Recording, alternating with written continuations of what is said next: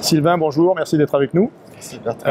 Tu as été, c'est ton domaine de prédilection, presque intéressé encore par la NASH, et tu nous rapportes un travail qui a des conséquences pratiques pour nous, hépatologues. Tout à fait Bertrand, donc c'est l'étude qui a été présentée par Kathleen Corret et elle a repris donc les résultats de l'essai PIVENS. Alors pour ceux qui ne connaissent pas, l'essai PIVENS a eu lieu il y a 2-3 ans et il présentait sur 222 patients les résultats de la pioglitazone qui a été retirée en France et surtout de la vitamine E qui reste toujours d'actualité. Donc ces deux médicaments avaient un effet positif sur les NASH avec notamment sur le plan histologique une amélioration de la ballonisation et des signes histologiques. Et elle a donc repris cette étude et elle s'est intéressée aux répondeurs, aux gens qui s'étaient améliorés. C'était donc 77 patients, soit 35% de l'effectif. Et elle a analysé les critères qui concernaient la dyslipémie.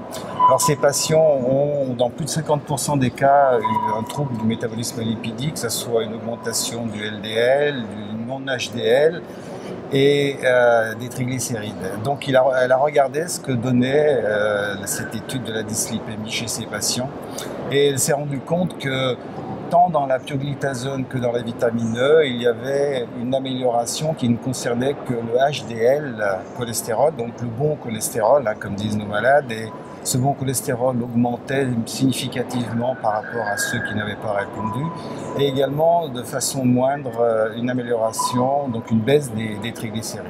Et le fait important, c'est que le LDL cholestérol et le non-HDL cholestérol, eux, n'étaient pas influencés significativement.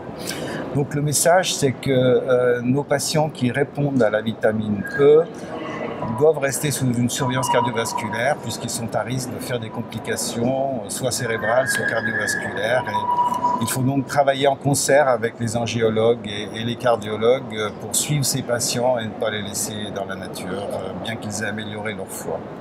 Il faut le poursuivre en permanence, cet effort, parce qu'on en avait déjà parlé l'an dernier, donc communiquons avec nos confrères cardiologues. Merci Sylvain, et merci. À l'année prochaine, et à demain. Avec plaisir.